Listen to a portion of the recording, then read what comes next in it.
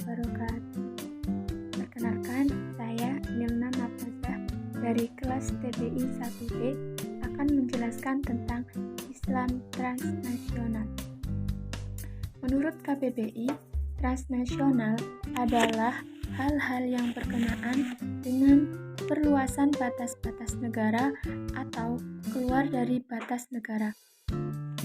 Islam transnasional adalah sebuah gerakan yang ditujukan kepada organisasi Islam yang bergerak di lintas negara, di mana pergerakannya melewati batas-batas teritorial setiap negara.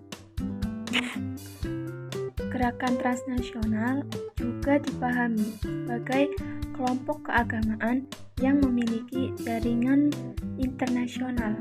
Gerakan ini datang pada suatu negara dengan membawa paham keagamaan atau ideologi baru dari negeri Timur Tengah yang dinilai berbeda dengan paham keagamaan lokal yang lebih dulu eksis. Adanya gerakan ini menurut salah satu teorinya adalah kegagalan Islam dalam menghadapi modernitas. Selain itu, gerakan Islam transnasional dilakukan sebagai upaya solidaritas sesama Muslim di berbagai wilayah seperti Palestina, Afghanistan, Irak, dan negara lainnya. Gerakan Islam transnasional yang ada di Indonesia antaranya yaitu yang pertama, Gerakan Ikhwanul Muslimin. Gerakan ini memasuki Indonesia pada dekade 1980-an.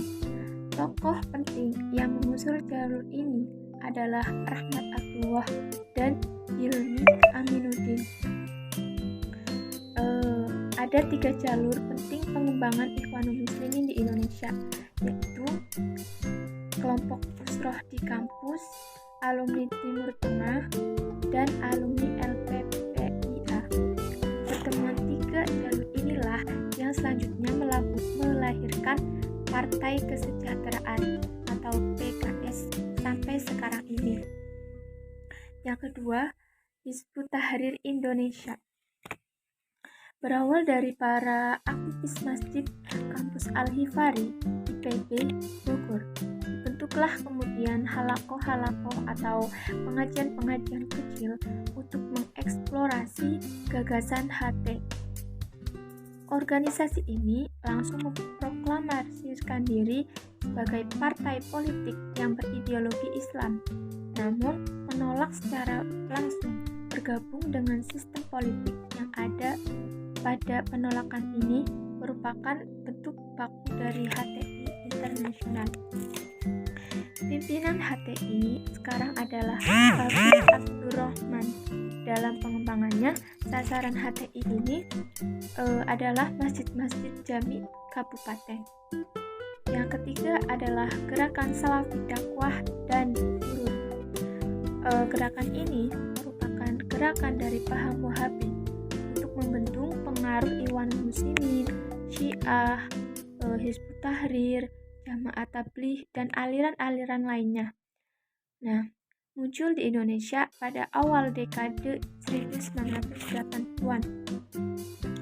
Generasi pertama sangat anti pada kelompok Ikhwanul Muslimin, Hizbut Tahrir, Jamaah Tabligh, dan Darul Islam. Dan yang keempat adalah Gerakan Syiah Indonesia. Gerakan ini masuk di Indonesia bersamaan dengan kedatangan Indonesia ke Nusantara melalui jalur perdagangan dan dakwah yang berbentuk taqiyah. Syiah di Indonesia ada 2, Syiah politik dan Syiah non-politik. Syiah politik tujuannya untuk membentuk masyarakat Syiah, dan yang Syiah non-politik untuk